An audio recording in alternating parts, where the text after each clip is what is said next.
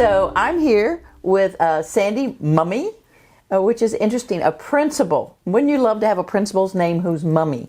Okay, so Sandy Mummy from Lincoln City, Oregon at Ocean Lake Elementary. So thank you for sitting down with me. So it's a K-2 school. Okay, now, how long have y'all been doing conscious discipline? We are in year 3. Year 3. Okay, so start me from year 1 to year 3. Did you have, was it full steam ahead? Was it resistance? How did you get to where you are now? Because I can see the glow in your face. You're pleased with where you're going. So we started, I was actually at a different elementary school, and the superintendent said, you know, I need your help, and we want you to go to this other elementary school. And now, was this elementary school having some issues, or were the children a little bit challenging? Or what had happened was the year before I went, they had reconfigured all the schools in the north area. So what was 2 K-6 buildings became 1 K-2 building and 1 3-6 building. Yeah. And it just so happened that during that time there was a family medical emergency with the leadership in the building. So there wasn't a leader to kind of help with that change of merging 2 schools into one and then merging 2 schools. So it was just a building that didn't really know who it was and didn't have a lot of systems in place or school culture. And so when I first came to the building, and I'm working with the staff, I'm standing up in front of these beautiful faces, but they're sitting as far back from me as they possibly can in the room. Run! Yes. And then no one spoke. Oh, wow. And so I literally, I wrote jokes and I put them in a hat. And every 15 minutes or 30 minutes, I pulled out a joke just because I wanted to make sure, like, are you still with me? Yeah. And I'm a funny person, but like no one was laughing. And so anyway, so that's kind of where we were. I was fired up about conscious discipline when I came. So for me, it was a non-negotiable. You know, this is where we're going.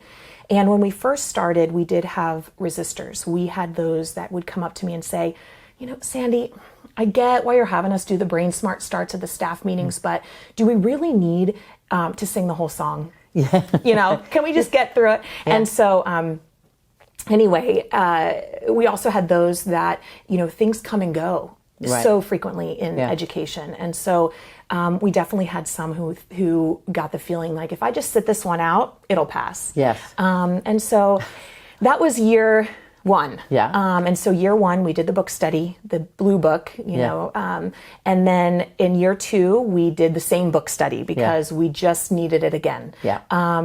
And so that was really helpful. By year 2, they were more on board.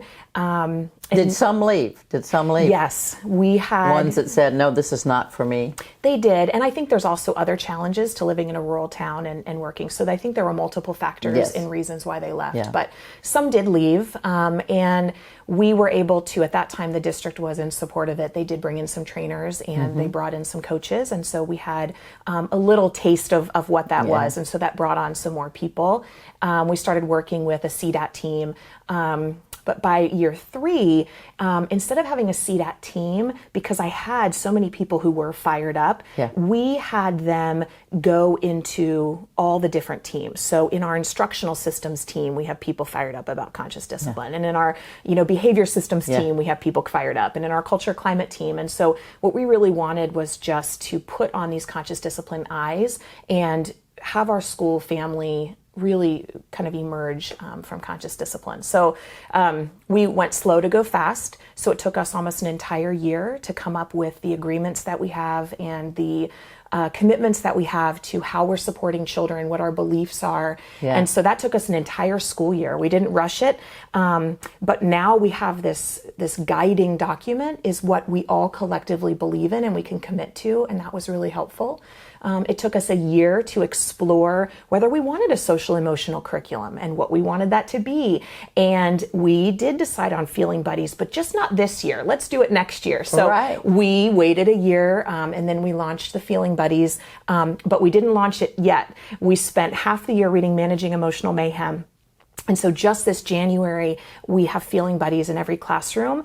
But but we're going to continue studying managing emotional mayhem, because in that book, there were a lot of ahas for people that I don't think they had before, Right. because it says it in just a slightly different way. So let me see. So year one, you had this kind of introduction, little feeling, a little, I'm just going to do this as what came on. Year two was a year of exploring one's values and where do you want to go and what's important to you and what did you want to see for children and for yourself. That's amazing. And then it's like you said we went slow to go fast. And then it's kind of like what I'm seeing from your face. It was like, boom. Is that really the case? Right. And I think, between years 2 and years 3, I went to CD1 twice in one summer. Yeah. And in years 1 and 2, I did the wish well. Yeah. And I hated every minute of it. And I would put my hands on my heart and I would just think to myself, I'm wishing you well, but really, I can't believe I'm standing up here right now with my hands on my heart. It wasn't genuine. Yeah. But after CD1 and the work that Karen Hickman did after there was just so happened to be a shooting at that time, and she led us all in this beautiful wish well, and she gave love to the victim and the EMT, but she also gave a wish well to the shooter.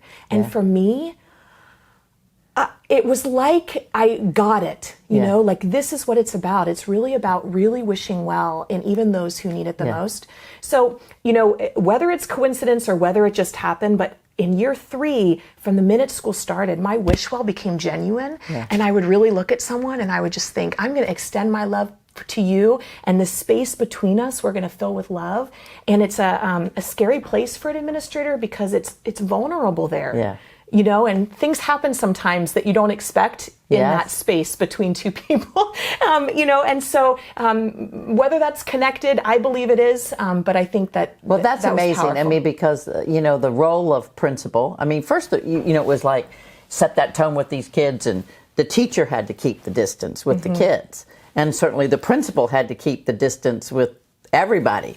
I mean, I'm the principal. I mean, to open that up and do it a different way was very courageous of you. And so it seems like it worked for you.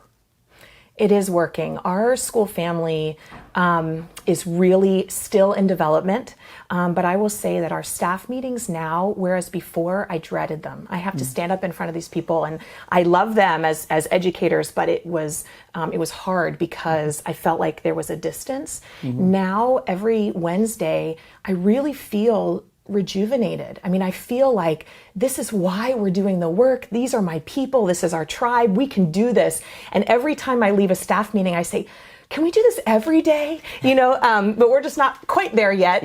But it's a totally different environment with staff, and we're starting to see that with the students as well in our school family. And we do have some work to do. I mean, we're we're not 100% where we want to be yet, but we're headed in that direction, and it feels great. Okay, so there was this exercise that you did that really opened my eyes. Okay, so, and you had the teachers write down the students' names. So tell me about that exercise that you asked the teachers to do. So we were talking about relationships and the importance of relationships.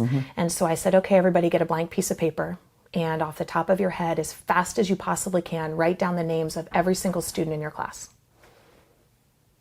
Got it? Okay. Now, next to that name, write down something about that child that is unrelated to education. Ready? Go. And I thought, anything that I'm asking the teachers to do for their students, I need to be willing to do for the teachers. And so I got a piece of paper and I just started writing every single one of the staff members' names. And next to it, I started writing something that I knew about them that wasn't related to education. And so when we were all finished with our lists and I shared with them, I did the same thing you did. The teachers were as eager to hear what I knew about them as I'm sure their students would be eager to hear what their teacher had noticed about them. And it was really, really powerful. We always end our staff meetings with a community circle, and we do share outs. And I said, what's your takeaway from today? And that wasn't the only thing we talked about. But the majority of teachers said, I need to do I need to do more to connect with those kids who are under the radar, those low talkers, the ones that I don't know very well. And for a teacher to walk away from a staff meeting with that, I just thought, yes. wow, you know? Well, when you shared that and I'm listening, I was like, whoa. First of all, there's a group in front of me of 48. And I only had one person, Rebecca, who has chickens that I could tell you outside of this arena. And then I was thinking about my own office. And we have had a lot of new people and changing, and things have happened so fast. I couldn't do it with my own people at my own office. Now, I know a few. I know Rachel, who's helping us today, is going to marry a Bailey, but that's like a duh because they're the same name, and has some nieces and stuff. That's about all I know. And it was an eye-opener for me. And I hope those who are listening and watching this have an eye-opening too, that maybe we all could slow down a little. Slow down, like you said, slow down to go fast. So thank you, Sandy. Thank you for what you're doing with your school at Ocean Lake. And thank you for your passion, your heart, and your love for what you do, your children and your staff. It's inspiring. Thank you.